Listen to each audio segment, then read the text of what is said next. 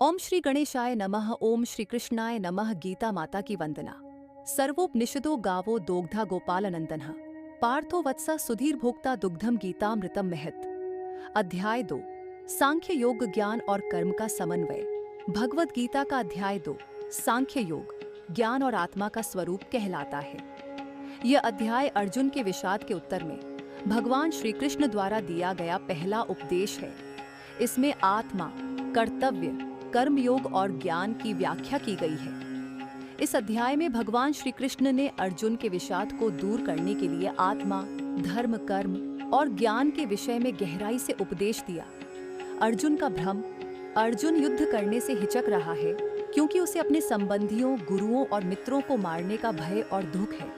वह अपने कर्तव्य से पीछे हटने लगा। कृष्ण का उपदेश प्रारंभ। श्री कृष्ण उसे धिक्कारते हैं और कहते हैं कि यह कायरता क्षत्रिय के लिए अपमानजनक है।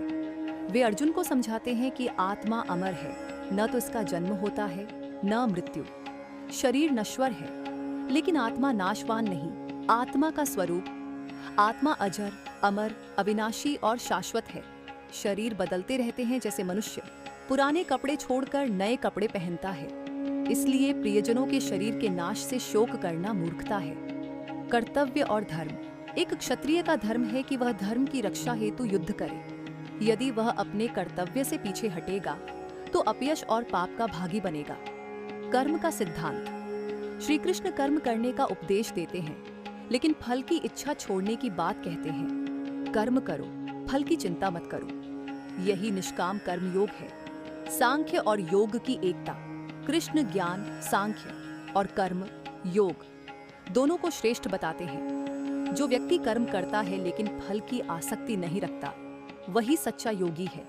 स्थित प्रज्ञा। लक्षण। अंत में श्री कृष्ण उस व्यक्ति के लक्षण बताते हैं जो ज्ञान में स्थित है। स्थित प्रज्ञा। ऐसा व्यक्ति सुख दुख, लाभ हानि, प्रशंसा निंदा में सम रहता है और इंद्रियों को वश में रखता है। यह अध्याय जीवन के गूढ़ सत्य, आत्मा की अमृता, कर्म योग और स्थित प्रज्ञ अवस्था का मार्गदर्शन करता है।